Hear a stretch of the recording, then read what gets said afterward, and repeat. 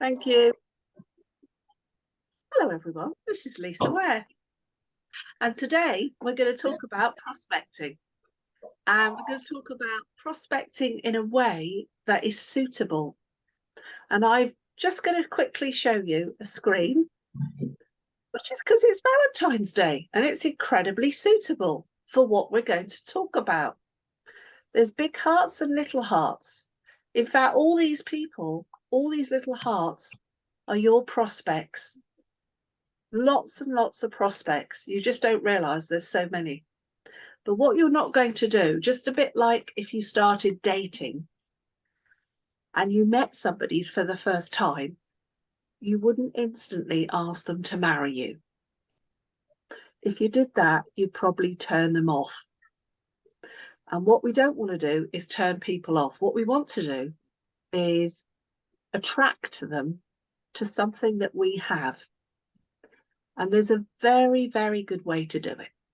There are many, many books, audios on this subject, but there are some that come to mind immediately. And one of them is Alan Pease' Questions Are the Answers. And in fact, everything encompasses in that title, because the more we ask questions, the more we show a genuine interest. Oh, there's a little person joined us. The more we show a genuine interest in other people, in other words, we show that we care, that they'll be more interested in us. And isn't that what we want them to do? Because this is a relationship building business. Can you see the ties with Valentine's Day here? It's a relationship building business where we want to attract other people to be of interest about us and what we do. So we need to ask lots and lots of questions. And I do recommend Alan Pease' Questions Are the Answers. It's a fabulous book. There is a brilliant audio too. It's very short and sweet, and it does make you laugh. Now, there are other things that we can do, and I'm going to give various examples, but first of all, I'm going to say that I think there's very few people in our business that kind of get off to the flying start. Some do, and it tends to be what we call the 20%. Out of 100% in most businesses, whether it's Jobland, whatever, generally speaking, it's 20% that do 80% of the work. And for some reason, 80% do 20%. Now, it doesn't seem to matter what we do. We can't seem to change those ratios. And the same thing goes with prospecting. So what I want to do is kind of impart to you ways that you can prospect, but also a way to keep consistent. Now, while I was away, I read a brilliant book for the second time, and this time I digested it. It's what I call I studied the book as opposed to I just read it. Do you know what I mean by the difference between that you can hear something, but if you listen, listening is different. Listening is comprehending and applying and learning and taking it in. And this is the same thing. So I read this book, but I really digested it and it made a lot of sense to me. And I feel that I want to impart to you all a way that you can apply this. Now, I'm going to put my hands up and say, I've made a start myself. Something that I've always felt, it's a very difficult thing to ask others to do things that you can't do yourself. And as a leader, I do feel I need to actually do the things. So what I've done is I've made a start, and I've decided to apply what we call the consistency chain. And for me, it's about health and exercise. Now, I've always been into health and nutrition, and I've always run. But the last couple of years, for some reason, I gave up running, and it might be because of where I've moved. However, on holiday, I made a start. Now, first of all, I'm going to share the screen with something that was given to me a few years back now. Let me just find it, because I have got everything, hang on, available. Now, let me go back to my Zoom and share. And not that one. It's this one. Right, here we go, folks. You should be seeing something called a daily method of operation success chart. And you can print these off and you can put for the month of, for example, February, and then decide on 3 what we call slight edge actions or things that you're going to do consistently each day. And I'm going to share with you what my things are. Okay. I call new partners. In other words, I welcome the new partners that have come into the team. And I also ring people that have had a promotion. Now, the reason that's my first thing is that that's the easiest thing for me to do, because isn't it lovely to ring someone and congratulate them or to say welcome? What a lovely thing to do. Is that difficult? No, it's not. So my first top tip is start with something that you feel comfortable with, because you're likely to do it. My second one is I must contact or call 3 new prospects each day. Okay. And then my third one is, funny enough, do my exercises.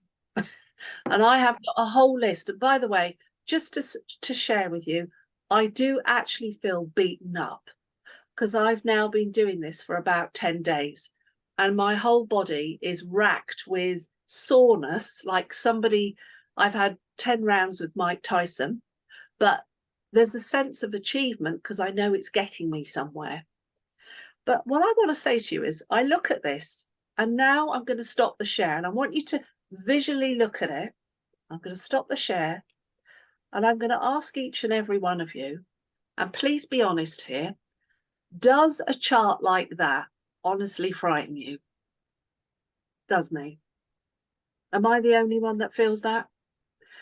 How long would I keep like something like that up? I think in reality, I think for most people, and here I go, this is what I've learned, for 80% of people, they would not be able to do that. They just wouldn't. It's just too much to ask them. So what we need to do is do little steps. And this is the simple suggestion. Now, I could have taken a photograph and shown you, but it is my diary. And what's happening in my diary is at the top, I've got this each day. You're going to see it, by the way, the guys that see my diary for supporting. You're going to see this cross. And the cross is the link from one day to the next that I'm doing what I say I'll do. Now in there, it is absolutely my exercises, my 45 minutes of sheer agony, which is going to get me into my wedding dress. So there's my goal. I'm sharing it with you. There's my goal. I want my wedding dress to look absolutely perfect on me. I've got a very strong goal. Now, I have been doing this for about 10 days, and it actually looks quite good, this link. I could say to you, if you use a calendar on your phone, you could do that. You could put a cross in it. But how much easier to have this cross, this link. And, you know, I'm going to share this with you. This morning, I woke up and I felt totally beaten up, completely beaten up. And I really didn't actually get out of bed till 7:30, which is late for me. And I nearly didn't. And then I looked at my diary. I came in my office, I glanced at the diary and thought, I can't have a gap in the chain. I will let myself down. And this is what this incredible book, and it is by George Campbell and Jim Packard. Oops, hang on a minute. It's called The Consistency Chain. What they're saying is how difficult it is once you make a start with something. I don't want to break it. And that's exactly what happened to me this morning.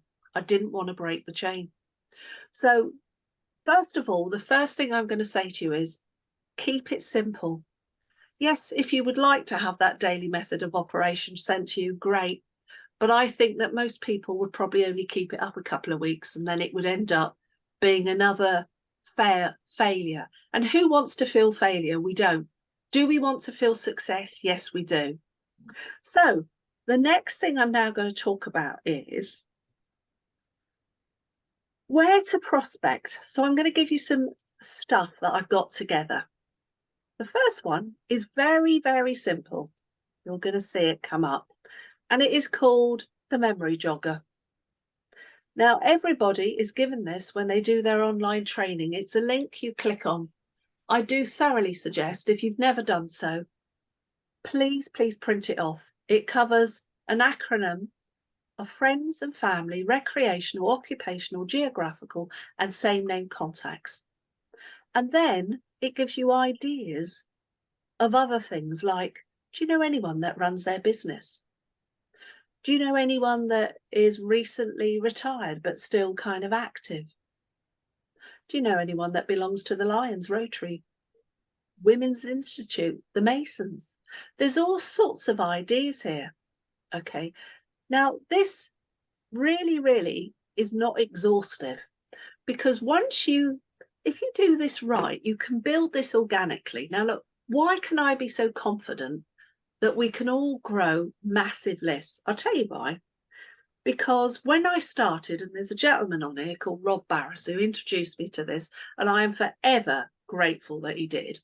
And he will vouch for this. When I got going, my friends and family weren't particularly helpful. Anybody else find that? Friends and family not particularly helpful? They weren't, okay? Mum and dad did not join for 2 years. Okay, that's an absolute fact. And another fact is my sister still isn't a customer. Okay, but what I did was that I decided I had to reach out to other people. And so one of the things I did was all the people that I ever knew in business and ever knew in my previous jobs, lives, I wrote their names down. Now, scribing helps you remember things more, the act of scribing. And it's not because we're against modern technology, but if you have a little book, I promise you, it can go round with you and you can write notes in it. So this is so basic and it's taught from the beginning, but I am still using this methodology, still using it. Okay, because when you see someone, you should automatically ask for recommendations. Now, Rob will also remember in the days when I started, we had little yellow books and one side said prospects. And then when you turned it over the other way, it said prospective distributors. And I bought hundreds of things. I've got about 20 odd of them, right? And I use them now. I'm going to share something because this is so big and it's true. Rob said to me, this was a referral marketing business. That's what he told me. I've got to say, I didn't get the bigger picture of building teams or anything like that. But what he did say to me is it was a referral marketing business and that everyone you see, you ask for recommendations, referrals. Now, I think my background of being in the police and being used to being told what to do kind of stood me in good stead. Because when he told me that, I took him for his word and I didn't I didn't question it. And so every appointment I went to, I took my little book and it used to go on the table in front of the people while I was doing my presentation. Now, I knew that subliminally, I can't say the word, it was going to attract into their minds. Yeah. So at the end, when I'd done everything, and let's be honest, don't you sometimes feel you want to run out the door or get off that Zoom immediately? But actually, we shouldn't. So I just used to say, and this was absolutely true, I just used to say, right, I'd get my book open and I'd hold my pen and say, everybody recommends 3 people to me. Because that's the way. Do you remember I said that's the way that we grow as a business, through recommendation, not wasting money through advertising? And I used to sit there and wait. And you know, the funny thing is, those few seconds of silence, which can seem much longer, the funny thing was that they would give me recommendations. Now, invariably, when they did so, they would say, well, I'd rather talk to them first. And I would say, oh, yeah, of course you would. Because if I rang them, it would be a cold call, and I don't do that. But if you are not with each person asking for recommendations, you are missing a massive trick. So one customer a month for 2 years, absolutely, honestly true. And Rob will tell you this. And there was the March where I didn't do that customer, and I rang him up and said, I haven't been paid. And he turned around and said to me, Lisa, do you remember, until you get to a minimum of 20, if you don't do at least one in a month, you don't get paid anything. Well, do you know what? I was so angry, and he'll tell you this. I said, who's had my money? And he said, Charles. I said, he's never having it again. Okay. I was really riled about that. However, I did still go on for a few months and did one a month, but never again was that ever going to happen. So recommendations, absolutely important. So what about other ways? So we've got an organic list, and there's all sorts of people that are in our family and friends and acquaintances and previous lives, jobs, colleagues. And, you know, for every person that you see, do you know what? If you said to them 5 people that they knew, just imagine they gave you 5 people or 3 people. Just imagine how your list would expand. Because you need a big list, because not everybody is appropriate at the moment. We have what we call no's for nows, yes for laters. Okay. And it's terribly important that we have lots of people to feel that we can contact. Otherwise, we start to feel that our business is limiting. Okay. And the other reason that you write this down is, I don't know about you, but I can't remember everything. And in fact, the older I'm getting, the more I realise writing down is terribly important. And there's a great saying, it's better to have a short pencil than a long memory. And that's true. So today, I have been looking in my book, and there are people that I needed to call, people to follow up on, that were no for now. And so, yes, in fact, I've had a WhatsApp message come in from somebody that knows I've been trying to call them. And in fact, I've just found out that he's actually in hospital with a relative, and that's why he's not been able to answer. Because he's someone that turned to me, he's been a customer for a few years, and he's turned to me and said, I'm actually now interested, Lisa, in being a partner. Now, that's about 3 years down the line, from 2019. So there you are. Sometimes it takes a little while. So what about when you're out and about? What about when you're out and about? How can you approach people? Do you remember we said we don't want to ask them to marry at the first instance? What we want to do is engage with them. So I'm going to share something that's actually happened, and I've brought this person in, and it's true. So we're going out on this incredible holiday, and we're at Gatwick, and I bought some perfume, and this very tall chap, I now know his name is Jasmeet, basically dealt with us and did the purchasing. And I just happened to say to him, as I often do, I said, is this your full-time job? And he said, no, it's part-time. And I said, oh, really? He said, yeah, but he said, I'm doing a 15-hour shift. Well, I tell you what, you could have knocked me down with a feather. And I went, is that legal? Because I didn't even know people did 15-hour shifts. And I said, oh gosh, how can that be part-time? He said, oh, well, I'm studying to be an accountant, and I'm also working to get money together to help my dad get a new car. And I thought, oh, wow, what a moment. Wasn't this a moment? Wasn't it the right moment? And I just turned to him and said, oh my God, you need what we've got. And I then said to him that we were fortunate enough to be going on a holiday that was costing us no money, because it was a reward for the hard work that we've done.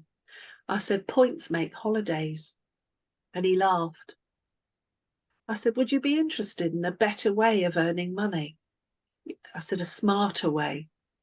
Please note the word there, smarter. And he said, yeah, I would. I said, right, it's not the time or place. This is where you don't verbally diarrhea. You don't tell him the CEO's inside leg measurement. You don't give them the whole thing. What I did was just said, it's not the time or place. I said, why don't I take your name and number and I'll send you a 2-minute video. Now, one of the things that I was taught, and I've never forgotten, and it works, is let the tools do the work for us. And we've got something called UW stories. And I'd already said to myself in my mind, he's a student, I'll send him the student one. So he gave me his name and I put him under duty world free because that was the way I was going to pick up. And when I went to breakfast, which was in about another half an hour, I sat there and I sent him a WhatsApp message and attached the 2-minute and said, here's the clue, folks, what to write with it. I said, hi, Jasmine, we've just met. You very kindly served me and my partner. And I promised to send you a 2-minute video. And here it is. I'd love to know what you like best. Keywords, don't change them. If I didn't say love, because I felt him being a young man, love wasn't quite there. I think I said, I'd be delighted to know what you'd like best, because your feedback is invaluable. And if you're interested to know more, let me know. And I sent it. Now, by the time we got to Abu Dhabi and switched on the Wi-Fi, I'd got a response from him and it said, yeah, I'm interested. So I then sent him the virtual opportunity link. And again, said, I'd like to know what you like best. This is all about the money and how we earn the income. And if you want to know any more, let me know. And I sent that. And then by the time, finally, the next day, when we'd arrived at our destination, later on that day, not immediately, I got another response from him.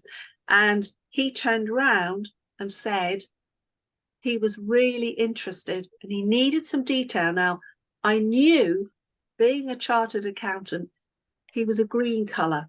That's something else. Please make a note. Tom Schreiter, the colours. There is a fantastic book about the personalities and how we engage with people. He was training as an accountant, so he would have been a green analytical person. So I knew it was appropriate to give him a very detailed explanation about the money. Okay, so I sent that. And then I got back, I couldn't believe how quickly, within 2 hours, I got back, how do I join? And so I sent him my link and he joined. And then I rung him from WhatsApp because you can do it for free. It would have been on the Sunday and it thought it was time to chat. And basically said to him it was time to do the online training. And I explained, I said, look, I'm not going to insult your intelligence. It will come up. Make sure you verify your email.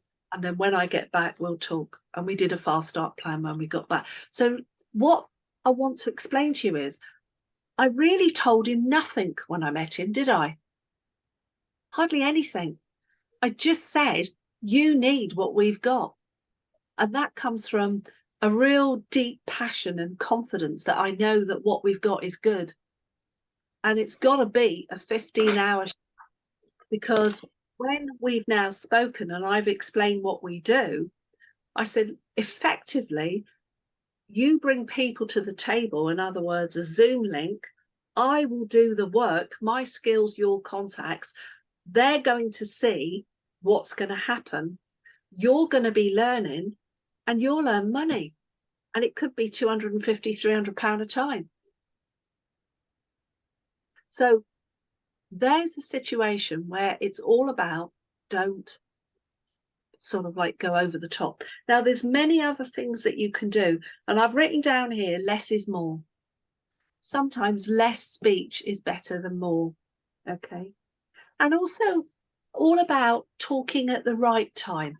So in that example I've given you, it was not the right time to start telling him about the business, was it? It would have been completely inappropriate. And so it's finding the right time, giving a little bit of a hint. Now, I'm going to also just finally kind of hit on, in the beginning, when you're starting out and you're reaching out to people, I think this can be quite lonely, because as much as we love the idea of being our own boss and everything, we do work from our own situation and we need to bounce off people. So top tips here, I would say, attend your local buzz, make it, put it in the diary, put it there, that it's in the diary, and you're going to work everything else around it and be there. Things like trainings are now virtual, but sometimes there are coachings that can be, that we have like socials, get-togethers. That happens. I'd say find out in your area if any of that's going on. What about coffee mornings with friends? Do you know what? In a very casual way, that can be a kind of networking. And again, you wouldn't verbally sort of spout everything about this business on your first attendance. You'd be there and you would just engage and make friends. But then as time goes on, people will naturally ask, what do you do? If you ask them what they do, there's the key. Ask the questions and show genuine interest in them. And do you know what happens is they can't help themselves. They have to ask you back. Otherwise, they know it's a little impolite. Yeah, that's the key to all of this. The other thing too, when you're out and about, maybe in a supermarket queue at the checkout, stuff like that, sometimes I just kind of like, I can't help myself. I natter to people. I'm just that kind of person. And, if you ask somebody, how's things going in this financial crisis, it would be very interesting to see what the response would be. And I promise you, I've done it a few times and you don't get, oh, I'm fine, everything's hunky-dory. What you tend to get is, have you seen how the price of bread's gone up? And I mean, I personally keep saying butter has doubled. I can't believe how the price of butter has doubled. In fact, has anyone else noticed how your shopping trolley has doubled? It's like, wow. And now, if we're feeling it, my gosh, other people must be feeling it. And I don't think now it's an impolite thing to ask somebody, how are you finding it all? What do you here we are, here's a great question. What do you think is going to happen now? When it comes to the end of March and the last of those support energy payments comes to an end. I think people they're a bit concerned, aren't they? Because hasn't that made a big impact on everybody's bills? Do you think that possibly they've been living in a false sense of security and it's all going to come to an end? Jeremy Hunt tells us that there's going to be no support now. And I'm sure there isn't going to be. So I think as we're moving on, we've got something that's of even more importance to people. And we keep hearing this. Yes, reducing their bills is wonderful. But actually, how much more wonderful could it be to show someone a way to create financial stability? Because I will end on this note. Does anyone believe that I was angry with Rob Barras when he handed me that tape and said, I really value your opinion. Would you mind listening to this? And I played it and I heard the message, a bit like UW Stories, let the stuff do it for you. So on this Valentine's Day, if you're going to go out and about, even if you're with your loved one, why not see if you could perhaps speak to somebody that's next door at the bar or something and just have a little conversation and start these conversations, because they can be really, really good. You never know what's going to come from them. There's lots more that I can talk about, and it's going to be for next week because I've got a whole list of stuff here. We've only started on this. And the last thing to really say to you is, not everybody is going to say yes. There are people that are very experienced on here. We've got Annette, we've got Rod, we've got Tom. Been in a long time now. Does everybody say yes to us? They don't, do they? But the funny thing is, sometimes they do come back. Sometimes they do come back afterwards. All right. And that's fine. That's the way it is. Because if I think about it on a personal note, when I'm out and about, I too get accosted. That's the word I'm going to use. I get accosted by people in the supermarket. Anybody else get those sometimes, you know? I don't know what it is. It might be turning 60 a year or so ago, but I seem to get all sorts of things to do with funerals and retirement homes.